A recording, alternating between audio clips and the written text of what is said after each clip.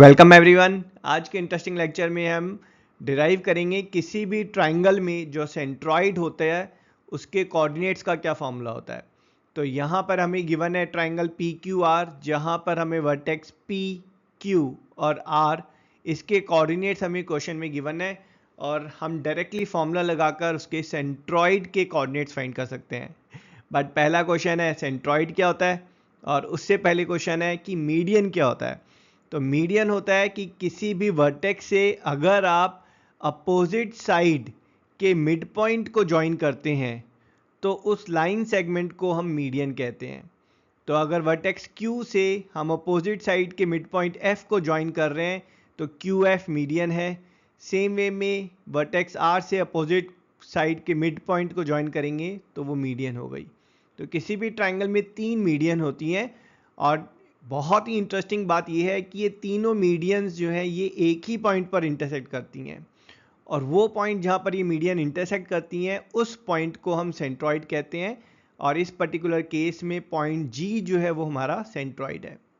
अब सेंट्रॉइड की भी एक बहुत ही इंटरेस्टिंग प्रॉपर्टी होती है कि सेंट्रॉइड जो है ट्राइंगल के तीनों मीडियंस को सेम रेशो 2:1 की रेशो में डिवाइड करता है। कहने का मतलब ये है कि ये जो सेंट्रॉइड पॉइंट G है ये जो मीडियन PE है उसको 2:1 की रेशो में डिवाइड करेगा। दैट मीन्स PG की जो लेंथ है और GE की जो लेंथ है इनकी रेशो 2:1 होगी। ठीक है, सारे मीडियंस की। दैट मीन्स ये जो आपका QG और GF है इनकी रेशो भी 2:1 होगी और RG एंड GD इनकी रेशो भी 2:1 होगी।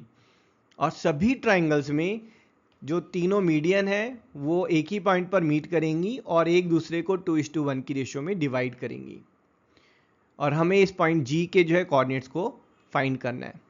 तो यहाँ पर हम शुरुआत करेंगे पॉइंट E से।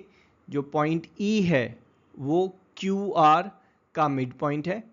तो पॉइंट E के कोऑर्डिनेट्स कैसे फाइंड करेंगे?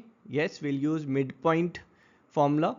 तो यहाँ पर मिड पॉइंट फॉर्मूले में आप दोनों पॉइंट्स के कोऑर्डिनेट्स को ऐड करते हैं और उनको 2 से डिवाइड करते हैं। Basically you take mean of the coordinates of x and coordinates of y। तो पॉइंट E के कोऑर्डिनेट्स क्या हो जाएंगे? Yes, it will be x2 plus x3 by 2 and y2 plus y3 by 2। So point E के जो coordinates हैं those are x2 plus x3 by 2 and y2 plus y3 by 2।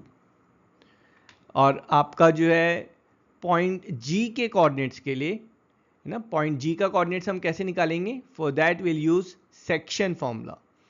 ठीक है, सो ये सेक्शन फॉर्मूला हम यूज़ करेंगे। Section formula use करने में हमें जो चीज़ ध्यान रखनी है कि यूजुअली हम ये जो M और N है इनको हम उल्टा पुल्टा ले लेते हैं। एक्चुअली जो है हम M और N को सीधा सीधा मल्टीप्लाई कर देते हैं जबकि उल्टा पुल्टा मल्टीप्लाई करना होता है ना। ये जो 1 है उसको हम E से मल्टीप्लाई कर देते हैं और 2 को P से।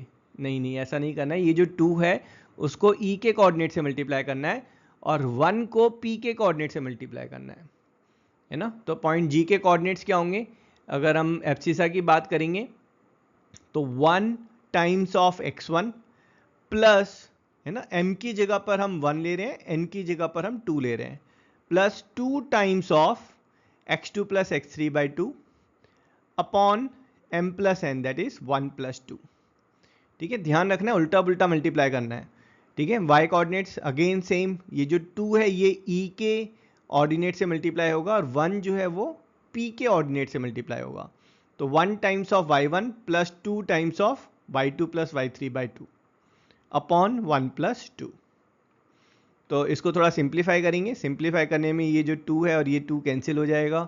This 2 and this 2 will get cancelled and will get a beautiful formula for centroid, that is x1 plus x2 plus x3 by 3 and y1 plus y2 plus y3 by 3।